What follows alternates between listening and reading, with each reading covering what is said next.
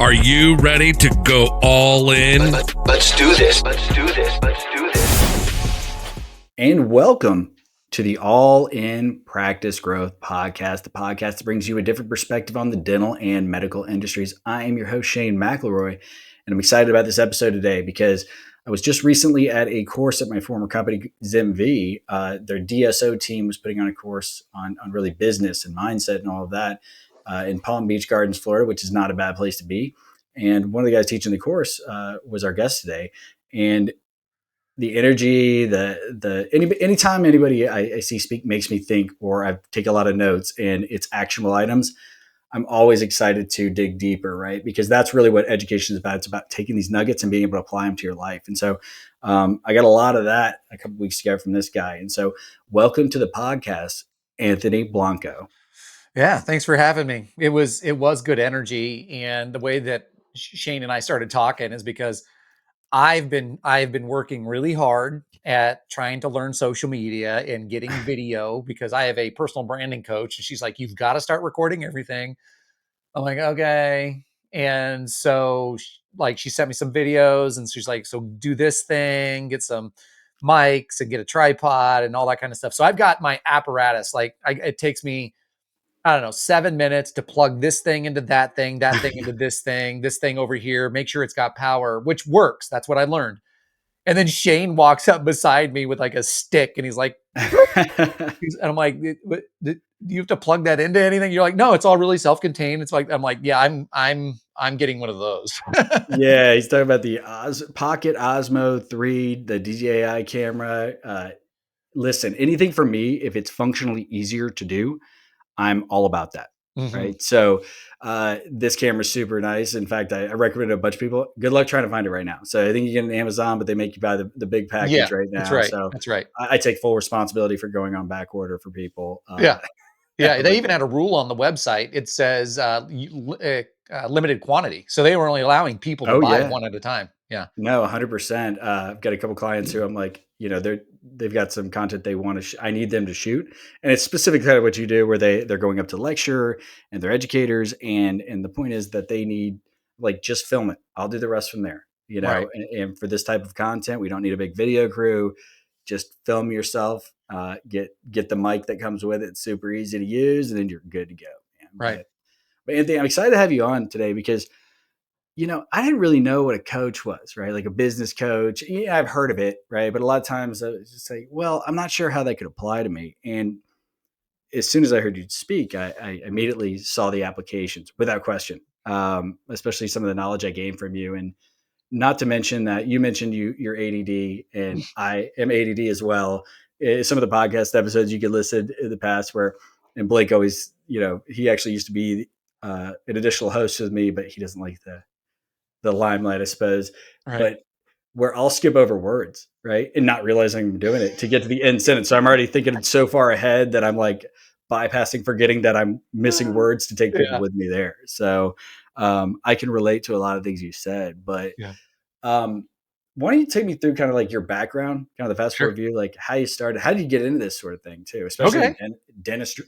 Yeah. Okay. Well, let's go back to the Wayback Machine as far as like, how did I end up becoming a coach? And so it was actually like a long road. It was not intentional. Coaching as a career wasn't really thought of as a thought process 20 or 30 years ago. I mean, I think there's always been consultants. Yeah. And But that's what I would think, right? Yeah, but you didn't even go to college for consulting. It's just people, like, it was kind of like the old guy that had a business or CEO that retired and wanted to go help and mentor other businesses. That's how usually back in the day, people became kind of consultants, right? Well, my path was, I actually was selling tires. Okay. So I was Nice. selling ag tires, farm tires, semi tires, and so those big old tires. big tires. And I was in school at the time. And my wife went to go get a job, and they had asked her to do this recruiting for financial advisors. And she's like, I'm not going to do that. And so she's like, but my husband might. He loves to talk to people. And so they called me in, and I went in there and I started recruiting financial advisors to consult them on marketing and sales. So that's all it was. It wasn't really like how to run a business. It was just, or how to treat your team members or anything like that. It was Sure. just marketing and sales. That was it. Like that was all I did, and I got very good at it. In the financial sector, good, so good that eventually some of those advisors were asking me to come and take over their businesses, but it was in different states, and Sure. we decided we were just going to stay put. But I did go out on my own. So I always tell people, like, I'm a recovering financial advisor. And so I did that for a couple years. And like the ADHD happens, is anything that starts to put me in a corner or makes me feel like I'm stuck, I have like an adverse allergic reaction. And so the more successful I got at financial planning, and it was just me, I was going to have to be sitting at my desk more. Yep. And I was starting to work from like 7 to 6, and I'm like, this is not it. So went back in to work with an organization that was similar to the first one I worked with. Worked with people like Tony Robbins, Yeah. Josh Robbins. Ever heard of him, Uh, anybody? yeah, yeah, and it was fantastic experience. One of the owners had built a working business relationship with him, and so I got to tag along to different events and learn a lot through that Oh, situation. yeah. Working with high net worth clients all over the country, Sure. and also I had a unique background where I worked with clients and also had worked with advisors. Um, that led me into my wife and I starting up our own business. Yep. And so our own business grew. However, and that's in the health and nutrition, so completely different, but I'm coaching Sure. people on nutrition on that side. That led into an opportunity where I reached out and said, "Hey, what do you have going on?" About 10 people. One guy said, "I'm coaching some folks, they're dentists." Yep. And so that was almost 8 years ago. And he said, "You already have been coaching in different ways." He goes, Sure. "So you just need to learn kind of the The the specifics jargon, the of their specifics." exactly. Yeah. So he took me around for about a year to DSOs, to mom and pops, to small, to large, to medium size, to learn all the stuff. I didn't even know what an implant was. I didn't even know. I had to go research it. And that's where I got started. So that's how I became a. So it was like this slow progression Sure. to arrive at where I'm currently at. Yeah. That's awesome. And so, do you focus specifically on dental now, or are you outside of dental? I am, I would say I'm 100% focused on dental now, except Nice. for I'm working with some friends that we want to be able to coach people group wise that can't maybe afford the fees or the speaking and training that I do. But I still want to help. I don't want to leave people without education. And so the way Sure. that we can do that is through creating a community and putting together a course. And so Yep. we're gonna be able to help more people for more like a monthly fee based thing that's pretty Sure. inexpensive. Nice. So that's going to be all businesses, right? Yeah, But of course. my main personal time is spent with uh, uh, in the dental arena. Yeah. Nice. And is it with more the team? Is it more the business owners themselves? Like, or does it matter? Does it matter? Just based on their needs? Uh, right now, so last year I started through a transition where I am focusing on speaking and training and Sure. working with leadership. And then over the course of last year, I have some friends that I used to work with them. They were practice managers at practices that I coached. And then I spent a year working with them, and they would ask me how to coach and all that kind of stuff. They inertly already knew what to do, but I think they just Sure. needed to talk with me to make them feel confident about doing it. Well, it's like affirming their decision, right? Yeah, yeah, they're great. They're great gals. They're super powerful. They're awesome. So what has happened is depending on the engagement. Like if I go speak and people are like, "Hey, we want to work with you," I'll find out the nature of the agreement and what's needed. And if it's more of the, I would say like the day to day or the week to week coaching, I'm more often than not, I'm going to refer to my two sidekicks that work. They're not my employees, but they're my trusted people. Sure, that makes sense. And I think that's becoming a more common thing anyways these days of having the way businesses are set up now. And I don't want to call it's not really just the gig economy, but you don't have to the end result is like the customer pays more that way if Right, you have to bring them all under one roof, right? Because right. everybody's got to make money off it. So I like that step.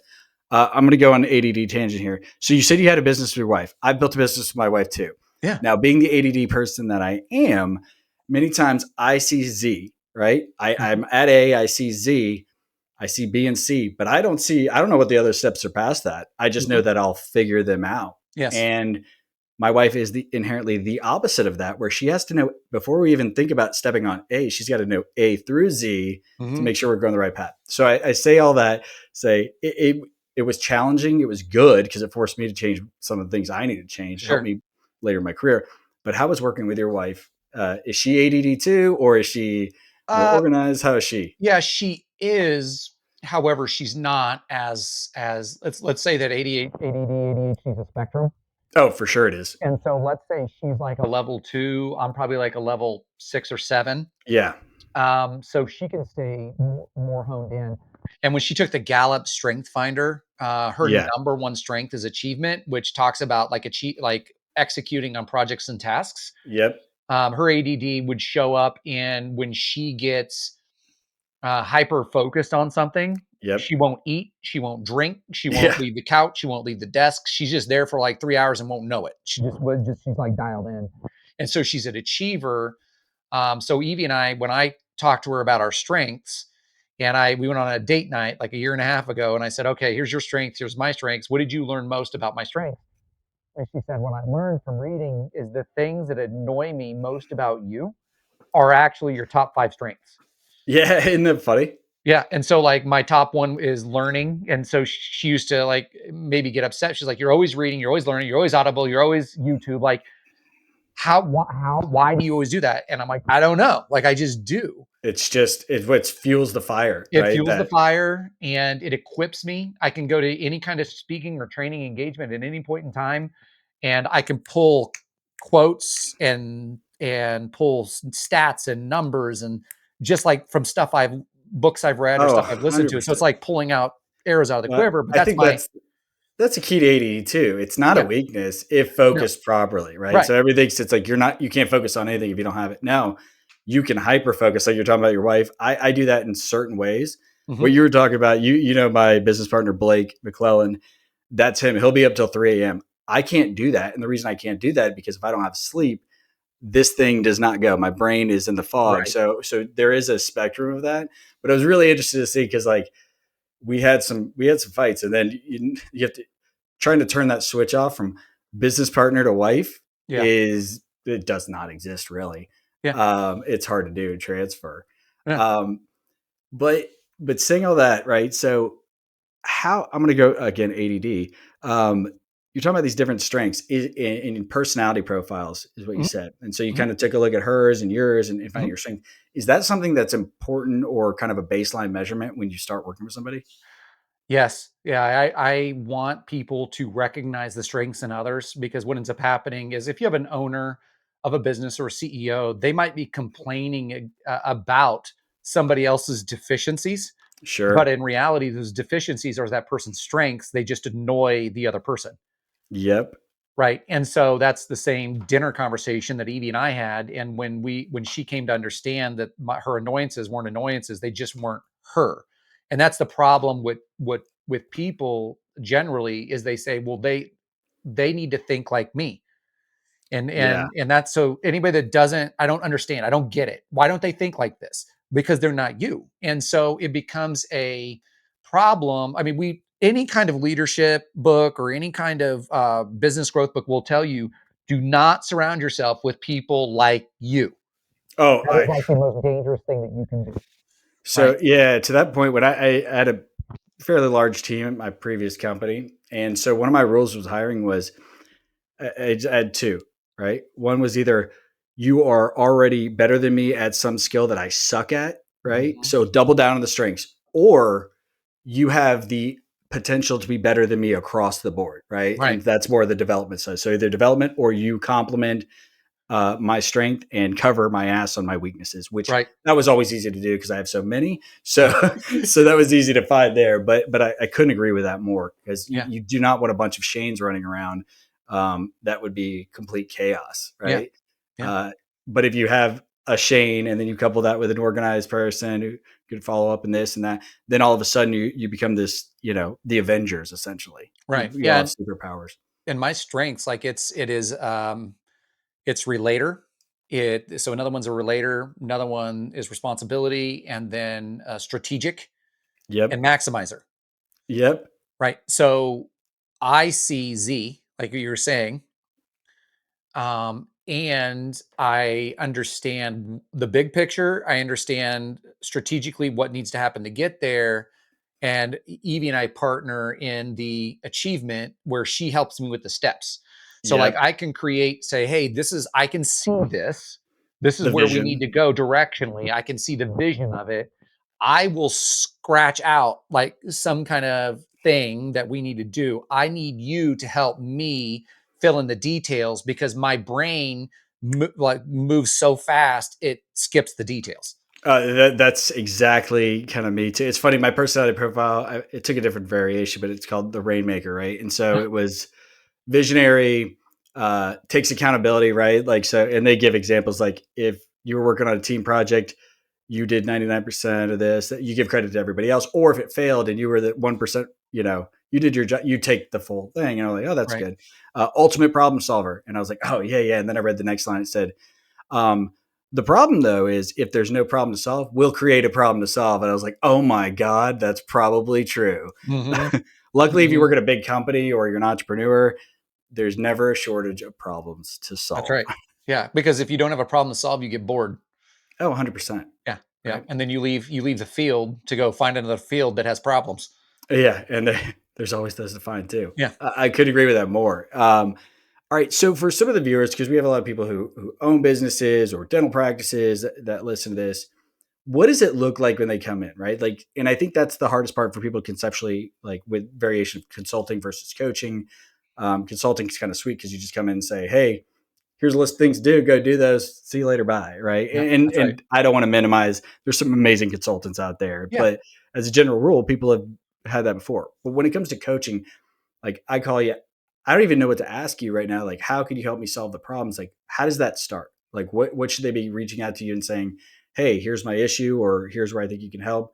Can you give some examples of how you've helped others? Yeah, so somebody might ask me, I would say like, I just had this conversation on Monday. A gal had emailed me from our event, and she'd asked, "Hey, I think I wanna learn more about, like, leadership coaching." She's the owner of a Hmm. business.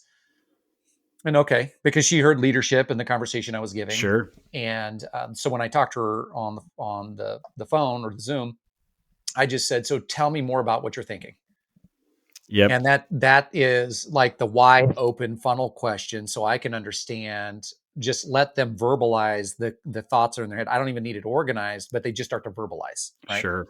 So then based upon that, then I'll go into, okay, so what is your ultimate objective? So you start as a psychologist, Yes. just word vomit on me, and then let me break it down to pieces, and then Yeah. step two. Yeah. It's the difference between a coach and a consultant is a consultant tells you, and I've heard this phrase, a consultant will tell you um, how the watch works, and a coach tells you what time it is, how to tell time, Ah, there it is. right? So And teacher as opposed to just instructor. yeah, I empower people to think about their own problems to solve them best, right? That makes sense because it's funny actually. We was doing a marriage counseling thing, and a lot of this is psychology, right? It is. And it was like, why do I get so pissed off when says I'm selfish, Mhm. right? Like, and it was like I didn't even know. I didn't know, and so it was funny. It was making me understand why that I do that, how to get there, just by talking and leading in the right direction. Yeah. To realize, oh, that's why. Like Yeah. that seems so ridiculous, Yeah. but it's why. Right. It is, and behavior change is the most important thing. So, there might be coaches or consultants that come in, and I won't ever say that some way is right or wrong. I'll just tell you my Sure. approach. And so a coach or consultant might come in, or let's just say it's a coach, somebody else that's calling themselves a business coach, and they come in and they're like, immediately focus on like consultant based activities, Yep. right? And that's okay. However, we can polish up the car and clean the wheels, but if the engine isn't working appropriately, 100%. you're still gonna have a car that's gonna blow up. And so the engine are the people and the behavior and the way they Yep. think. And so I'm more of a, hey, we need to figure out what behaviorally why we are currently where we're at. And Mhm. behavior starts with the leader. So tell me what's going on with 100%. the organization. Tell me why you believe that we're not hitting numbers. And if the leader tells me, oh, it's because this person needs to become I've heard this so many times, they need to become a better leader. Like if it's a practice manager, or they need to be Yep. this, or they need to be that. And my reflection question always to the owner or CEO is, what are you doing to study that? There it is. Yeah, and Right. they'll say, nothing. Okay. And then I go through John Maxwell's law of the lid and talk to them like your personal professional life will only grow to your current level of leadership. Yep. Right. I'm not saying that I'm not going to work with that organization, but I need the leader to first be in humility and understanding that, Accountability too, yes. right? Like Yep. we talked about this on your podcast. So we did an episode we just recorded before this one, and and you had said this at the lecture you did. It's if everything's your fault as a leader, like if you take accountability, if somebody else screws up below you, it is your fault. Either you Mhm. didn't give them the right tools, or Yep. or you hired the wrong person, or you didn't train them correctly. And to me, that's power, because if you take that on accountability, you also have the power to correct that action, That's right. right, and become a leader. Right. So can you, like, what traits, I said, we said accountability for, like, a good leader, what do they need to be? They need to first. They need to be humble. Hmm. Okay, so humility will create an awareness. Will allow them to be aware. Right? And then the second major trait is going to be they accept responsibility. Yep. So they have to be aware, they have to be humble, they have to accept responsibility. Then they have to take action towards change. Then they have Gotcha. to be held account. They have to be open to being held accountable to that change. Yeah. Can you move just a little bit closer? I don't want to make sure this is muffled. Can you Okay. redo that part? Because it's muffled a little bit. When you're closer, it clears up. Say Okay. that one more time, because I think that was really important. All right. So the very first thing is Perfect. awareness. Yep. Okay. So awareness is the most important part because if they're not aware, they can't make change. And Yep. awareness comes from them being open to coaching, which is humility, right? Yep. And so when And that they can be hard for somebody who's been the boss or the owner or the top dog. Like, it's really an ego is what it is. Right. Mhm. And ego is the exact opposite of humility, in my opinion. Yeah, right, right. Yeah, and that's a whole different psychology thing. There's a book called Ego's the Enemy, and Ryan Holiday in that he goes into the reason why most people have egos is because, or they appear to be arrogant, is and prideful is because of insecurity, 100%. right? And so that's a whole different psychology thing. It's fun that I like to talk about. But yeah, I mean, first thing you got to have awareness, right? Hmm. And then after awareness, what they have to do is they have to take action Yep. with what they're going to be doing, and then they have to be held accountable to that action, 100%. Like, right? it sounds so simple saying it that way. Mhm, Um, but people really struggle with that. And I think mhm, simplicity is actually makes it actionable. mhm. If it's super complicated, you're never going to get it done. Yeah, Um, So if you somebody hires you and they do have an ego, mhm. I mean, is that somebody you're going to say, I just can't work with you in Yeah, that yeah, situation? Like, because that's a so huge barrier. yeah, so I'll repeat what you just said to me. You said, "If somebody hires you, and they have an ego, will you continue to work with them?" I would say it's different. I will not let them hire me So we if never they get have to an that ego. that step. Gotcha. Yeah, Which I'm makes just perfect sense. yeah, life is too short to work with people that I don't vibe with, period. 100%. It's funny because you've been in sales, I've been in sales. Build a business, and you're like, I need this sale, or I need this, but your gut is telling you. And you talked about a lot of instincts, right? How important they are. Like, your instincts telling me, like, this isn't going to go well, but I need this so bad. And what ends up inevitably happening is later you have that client, you're like, they're costing me money or time or stress, that because of this desperation that I thought I had, it continues that desperation, but in a Yeah. completely different format. Yeah, it's a difference in philosophy. I mean, I'll tell people this that my wife and I we worked our freaking tails off. We've Hmm. lost, let's instead of saying lost a lot of money, let's say we invested a lot of money. it's Uh, it's an education it investment. was we invested it in our education to arrive at a place where we're now 47 years old. And frankly, my philosophy is I want to be able to work with organizations that want to make an impact in them in their lives and the people they serve. Yep. Not interested in somebody saying, "Well, I'm going to pay you $20,000 a month for a coaching organization, but they're turds." I'm not going to work Yeah. with a turd. Money means I will like. There's a guy I listen to named Jim Rohn. He says, "I don't need the money, but I'll take the money because I know my value." There it And is. yeah, so when you move your philosophy from income to impact, the impact will create the income. Does that make I, sense? I couldn't agree with you more. I mean, it's Yeah. why we started All In Practice Growth. Blake and I did that is because it's already taken off. Why? Because we're passionate about it. We care about it. We love what we do, and we're particular on the people we work with, right? Mhm. And so we've learned through the mistakes, like as you said too, of like that investment over time of like all the mistakes you've made is if you use that as an education, then it is an investment. Right. If you don't, then it's just a loss, right? You have to Right. write it off. And so I think that going with your instincts, working, doing things you love to do ends up paying off. If you're just chasing for the money, like the money is the goal, and that's a bad goal. Like Yeah. like the older I get, the more experience I have, the more money I've made, the less important money is, and the more value you put on happiness and doing the things you love.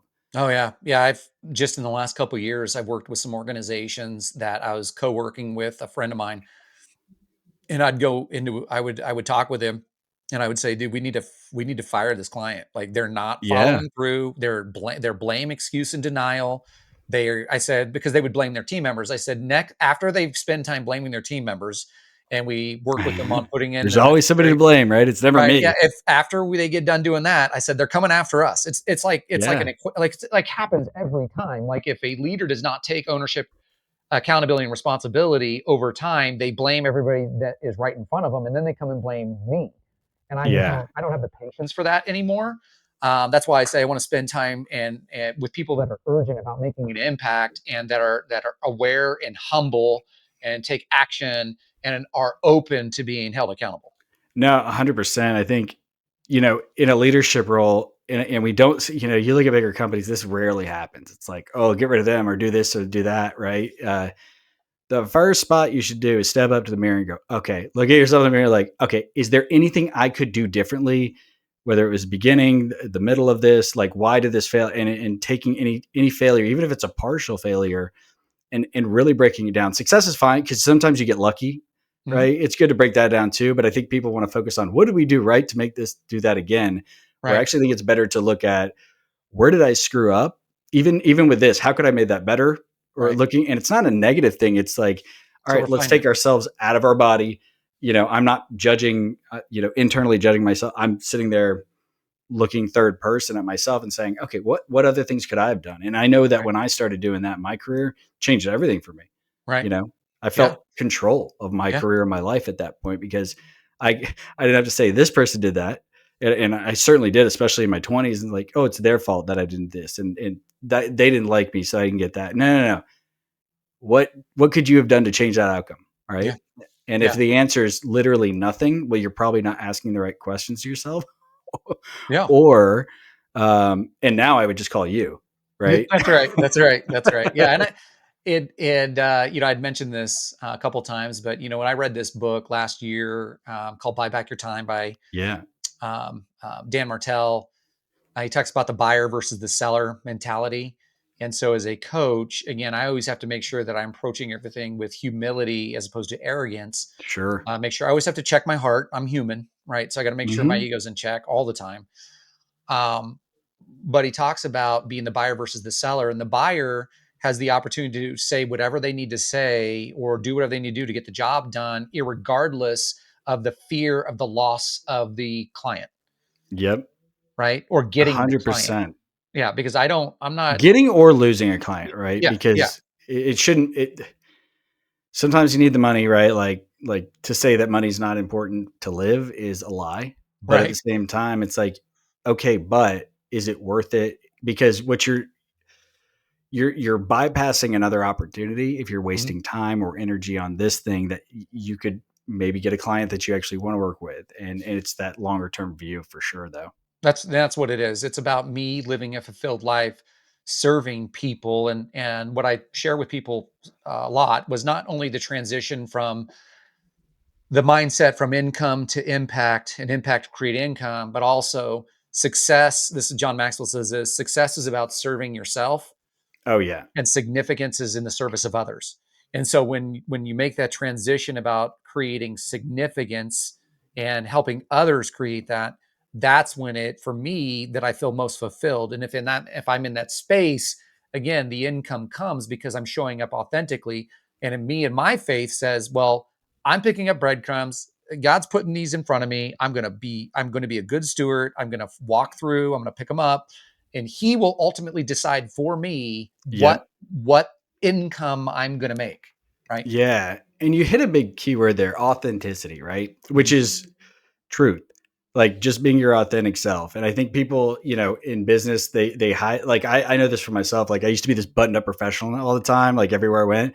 Like, but people don't like that or know me if they really know me that way. And Blake was one of the ones he's like when we started this podcast, he's like, stop being I was going to do straight laced business, all this stuff. No, no, no, no.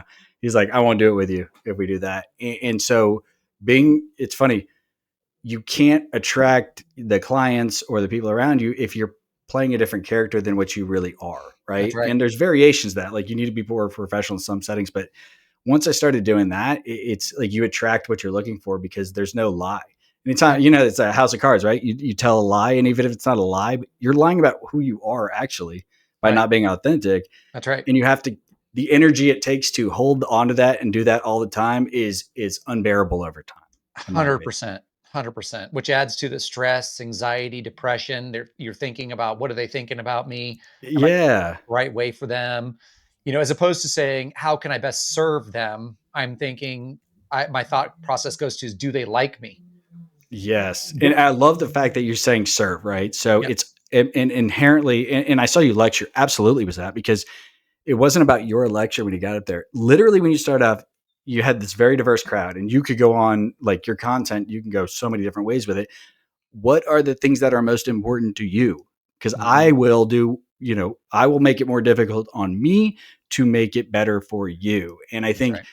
every business person, regardless if you're a coach or anything, you want to work with somebody with that mentality because it's not about them.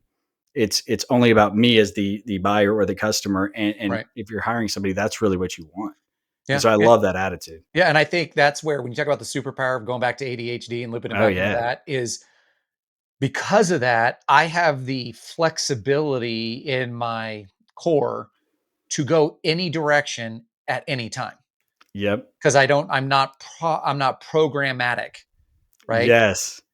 I do have And not everything's linear, right. right? I'm not, Like, yeah, I don't have to be linear, right? I can be multifaceted. I can take 90-degree turns. I can turn 360 degrees and run back a different direction.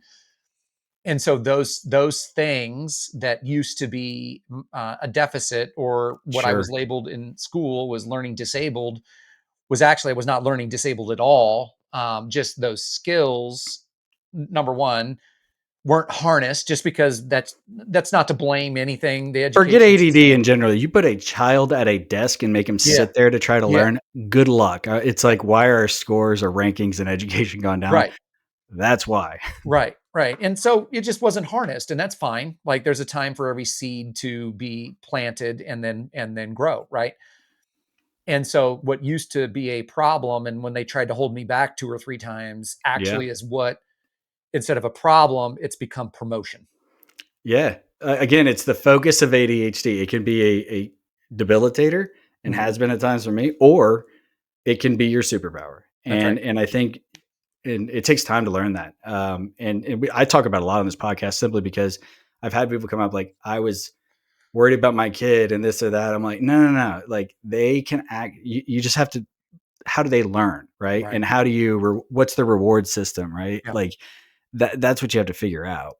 Yeah. All right. Before my cleaning ladies get down here and get all loud on us, right? So I work. I've got a lot of friends who own Yeah, DSOs and yeah. things like that, relationships. So uh, seeing you lecture, like I can tell you, you held my attention. Like I wasn't in the class unless we were filming something, right? Like I was there zoned in the whole time, and that should tell everybody something that like engaging, like it's quite clear to me you have a philosophy in which you do things, but also a systematic way in doing it. Right now, Mhm. you can go in many directions, but you know, it's not controlled chaos. Like I saw what you were doing and how you were keeping people engaged, and it was awesome. Like I I wouldn't appreciate have you on if it really it. wasn't. So I'm a DSO owner and maybe I've got a company group or anything besides just coaching, will you go lecture and Oh, teach that way absolutely. too? Yeah, that's, I mean, one of my favorite things to do is do like when I go out to a larger group or even individual practices, I'll do like a leadership alignment day, like on a Nice. Thursday, and then or Friday, and then do like a team day Mm-hmm. on a Thursday, Friday, or Friday, Saturday, and I'll do a team day. And those are so much fun. I love team days because usually when I do leadership alignment and I find out what needs to be done and what message needs to be delivered or what problems they're having, I have I have preset things I do. But again, because of my skill set, I'm able to take their message and embed it throughout Yes. normal conversation over team training. So that to me is like I tell people I feel like a conductor, like Yes. I'm playing a symphony and I'm pulling on the people in the crowd to create group buy-in to whatever culture we're trying to create. That's one of my most fun things to do. Well, and to me that, and I don't know if this is exactly your business model, but that's a great introduction to see like, do we like the messaging? Do we like the Yeah. personality? And then for you to see like, okay, I've met the leaders, Right. but maybe not everything they said from their perspective gave me the whole story. And now I've got the Right. other piece of the story and not even just what they say, but how they interact, like their Right. participation. There's a lot you can tell just by observing other Oh people. yeah, yeah, yeah. So I've had people it's called an alignment. So what they do is they bring me out for the alignment during the alignment, during the team training, and then we get back and say, okay, what are the highest needs of the practice? And that's at Yep. that time, it would be, okay, I'm either going to bring in Ashley, I'm going to bring in Brianna, or I'm going to bring in so-and-so to actually do, like if they said, oh, we need operations, we need SOPs. Great. I'm going to bring Yep. in Ashley. Ashley's going to help you knock that out. Again, Ashley's not my employee. She is a very But close friend. But just like me, SOP, like I know it needs to be done. I can tell you from a high level, but the breaking it down, like you're just going with your strengths and guiding the person with the biggest strength there. That's right. That's right. Yeah. So, I mean, that's if, it's funny because a couple of my buddies I've already mentioned you to, I was like, hey, when you guys, because they're building much more, I go, your first group trip, and like where you get all together, I was like, I got the guy. You I got the guy. You got the for guy. you. Yeah. So, if somebody does want to reach out to you, whether it's for the coaching to lecture or any other things like that, Yeah. how would they best get a hold of you? Sure. So they can send me an email. It's very difficult. It's Anthony@anthonyblanco.com. Well, there you go. There you go. That's So there's perfect. that. And then they can also shoot me a text, which my Mhm. phone number is 785-554-8626. And you can put that, we can put all this stuff in the show notes as well for them to reach Cool. out. Yeah. 100% But we I'll tell will. people this is that I heard this one quote from Brendan Burchard years ago. He said, your inbox, and he's talking about your email. He said, your inbox is somebody else's to-do list for your life. And so ever since that, I'm like allergic to my email. Like I'll only check it Oh, maybe once a day. I do it twice a day at Yeah. specific times because Yeah. it'll either slow me down Right. or like, yeah, I Right. understand So I'm like, completely. text me and I'll know, and Oh, that yeah. will be front of mind. And that's how we'll get in touch and like, hey, I heard you on this, and I'd be interested in grabbing a call and just running some ideas or get some more thoughts around it, and just keep it super casual. And what's the name of your podcast so people can listen to that as well? The coaching department. The coaching department. So is it right there? So if you're watching the video on YouTube right now, it's the coaching DEPT, right? So make sure you any platform, I'm guessing Spotify, podcast, Yeah, Apple, yeah, it's all that. on Spotify and Apple and YouTube. It's under my name though, so it's like the podcast name is the coaching department, Sure. but So they can look up Anthony Blanco the or YouTube is coaching under me. department. Yep, that's right. Yeah. That's right. Look for Now the hat. Spotify, you Look can for the find it hat under. or that logo, That's right? right. And then on Instagram or I'm assuming you're on Instagram quite a bit. It's I like know you are. Anthony I follow Blanco you. _coach. Anthony Blanco _coach. So we got a lot of Instagram viewers here. You'll see clips and things like that. So guys, take my word for this. Like I thoroughly enjoyed this. I got a lot out of it too.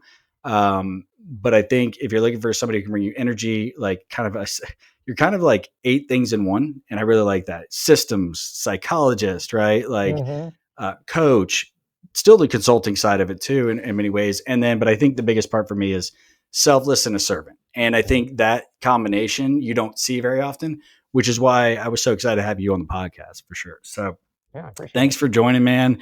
We'll definitely be in touch a lot more too. Yeah, look forward to it. But guys, we'll catch you on the next episode of the All In Practice Growth Podcast. Thanks for listening to the All In Podcast. See you next time.